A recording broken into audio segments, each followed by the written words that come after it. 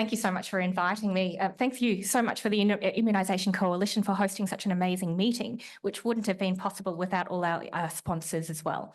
Every single one of you who are sitting here have enabled myself as a GP, the nurses that work with me, our pharmacist colleagues, Indigenous health workers, community child health nurses to administer the vaccines into arms. So thank you to all of you for staying here and your ongoing commitment.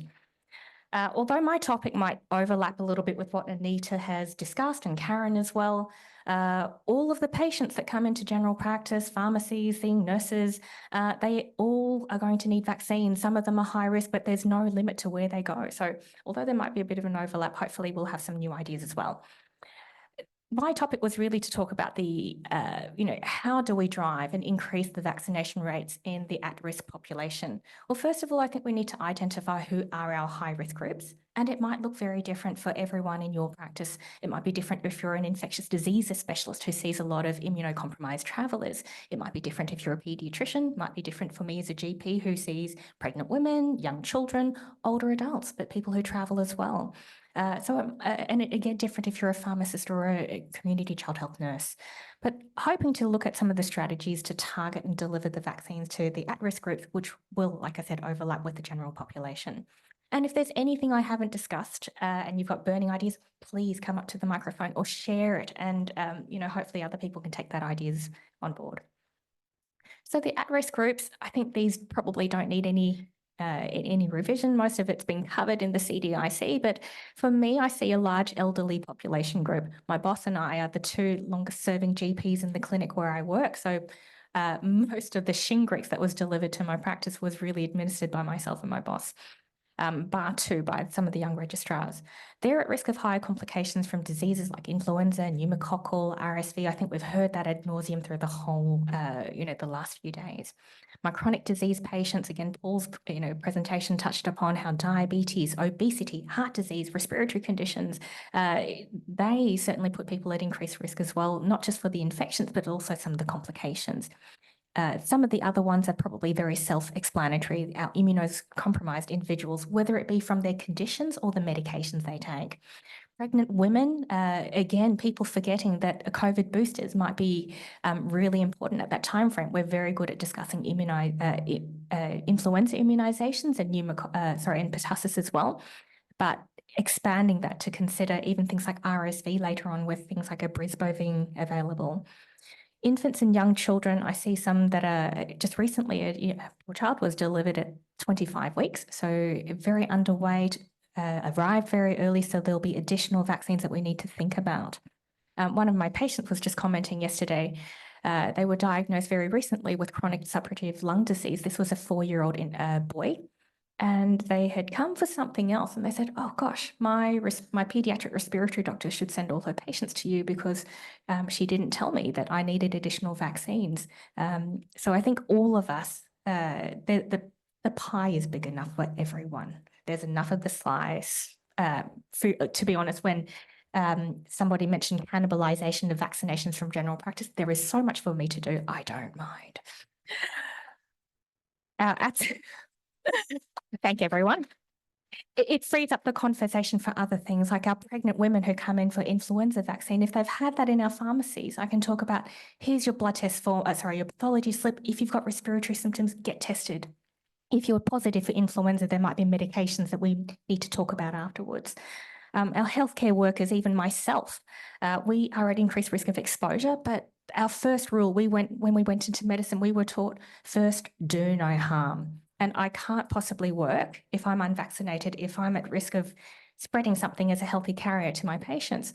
Holly Seal yesterday mentioned a very important point. There are some KPIs in certain states looking at the target, the vaccination rates for healthcare workers. Nurses were required to be vaccinated against influenza to work at a residential care facility. And I think that's unconscionable for us to work in general practice or even other healthcare facilities and put our patients at risk. Nurses that work in NICU holding the youngest babies if they're not vaccinated for pertussis. So I think we need to look at the vaccination strategy and think very broadly about who the at-risk group is. one of the things that really comes through time and time again is that our patients take on our recommendations, and need to re-emphasize that point. And I'd say we take that one step further, not only to make that recommendation, but to walk the walk and talk the talk. Going so far as to say, not only am I recommending this for you, I've had mine. And I have a taped up vaccination schedule. It's now 2 pages of my 7-year-old daughter, her AIR printout.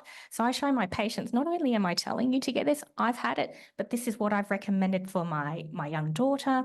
And I've got a mother who's older than 65. So it makes it easy because I've got examples all across the age groups for all my patients.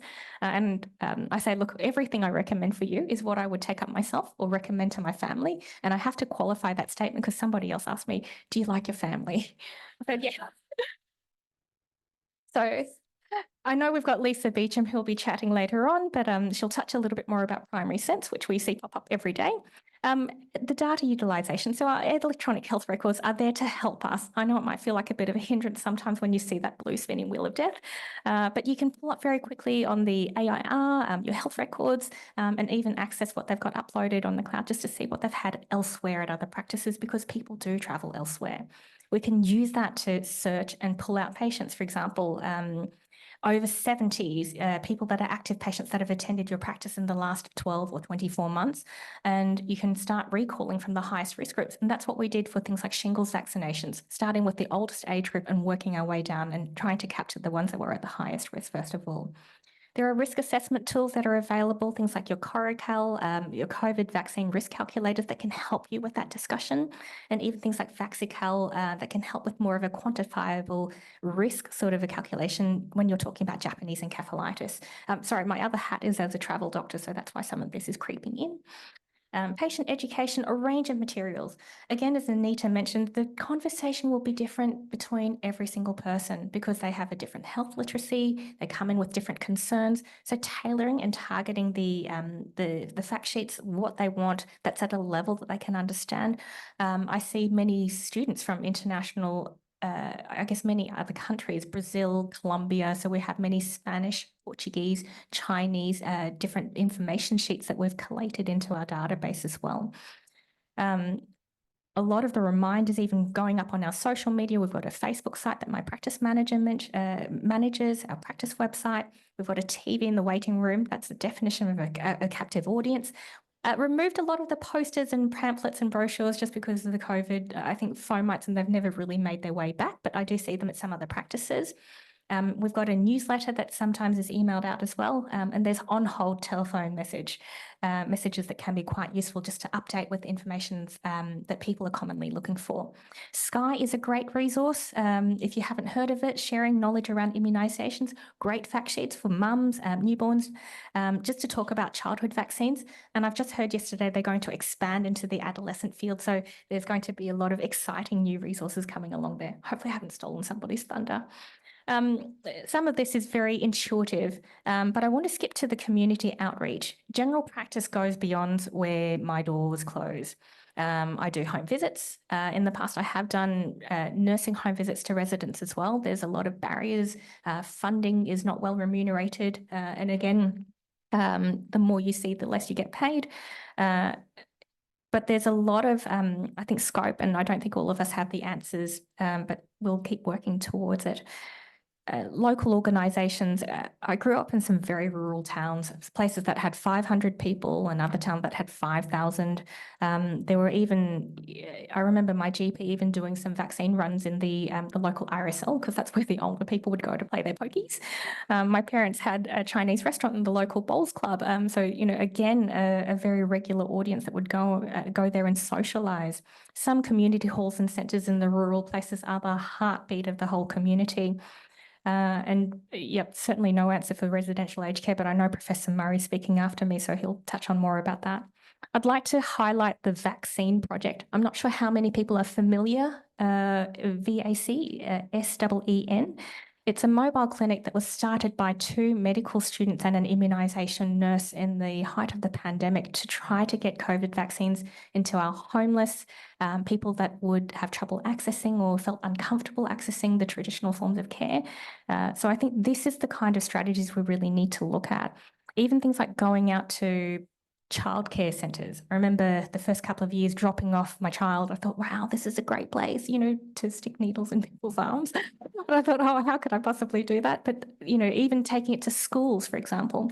And I know one of the there's private grammar school up the road. They have flu vaccine clinics that you can privately book your child in high school, so for them to get it. But it's oversubscribed and it's basically booked out within a day or two. So the demand is still outstripping basically the supply that's available.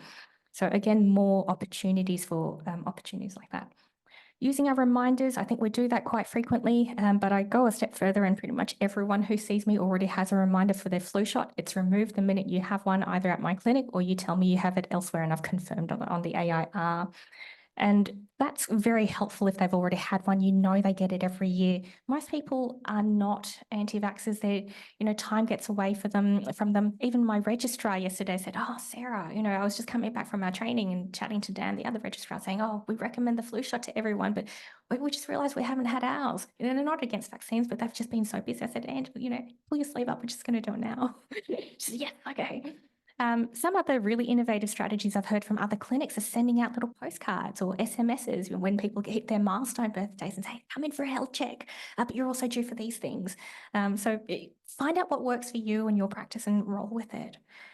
In-clinic administration, I think we've seen already, yes, there can be dedicated flu vaccines. There can be opportunistic is really how I like to work. But even during COVID, our clinic is open 365 days of the year.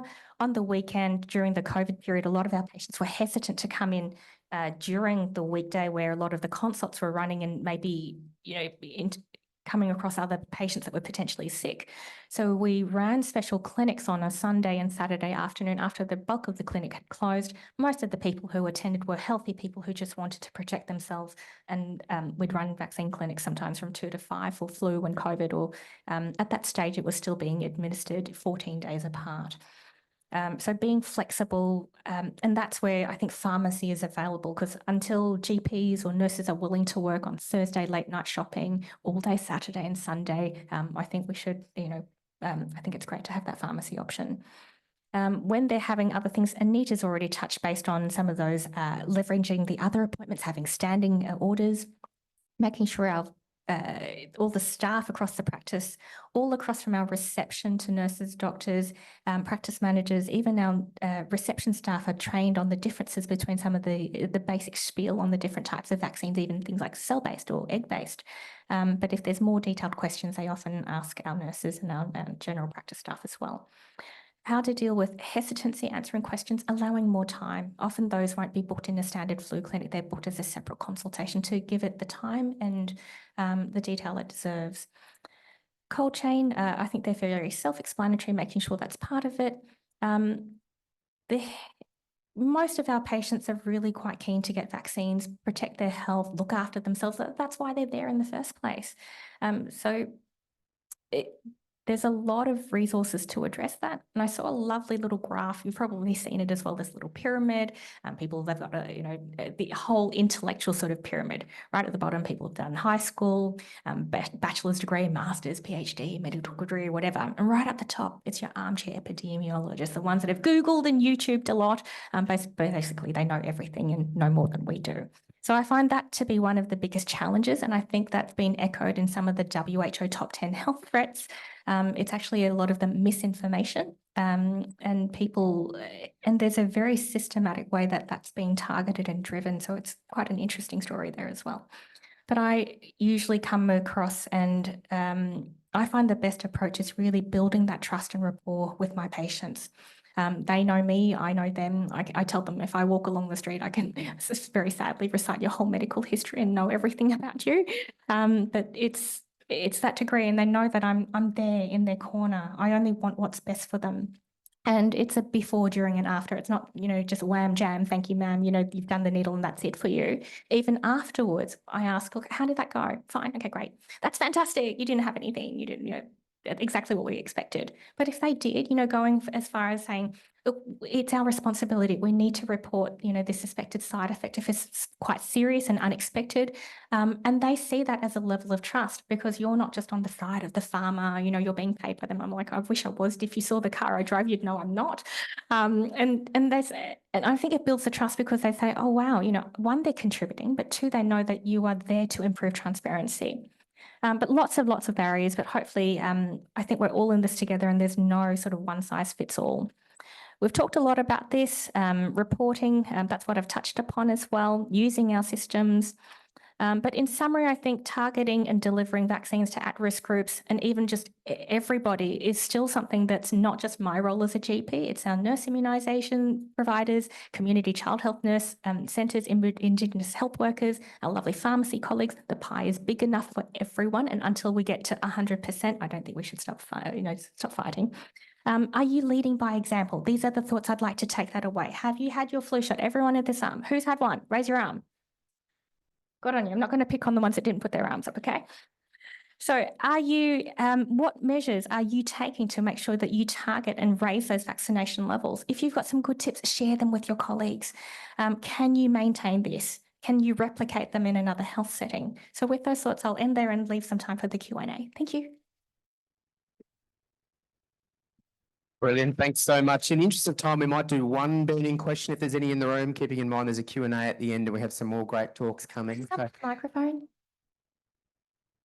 Just so our online colleagues can hear. And thank you for staying online. It's very Thank you. Hi, my name's Ira Moroney. I'm the clinical nurse with school immunisations in Brisbane.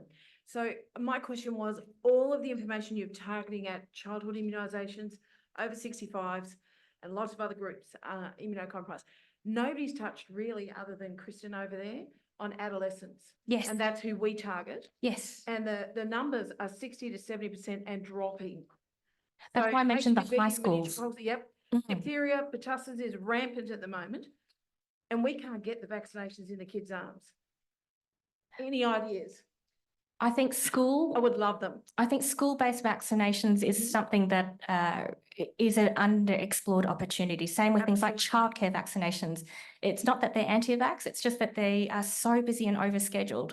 I have a 7-year-old child and I spend more time on the road driving. When people ask, what's your job? I say chauffeur. I'm a part-time GP when I can squeeze it in.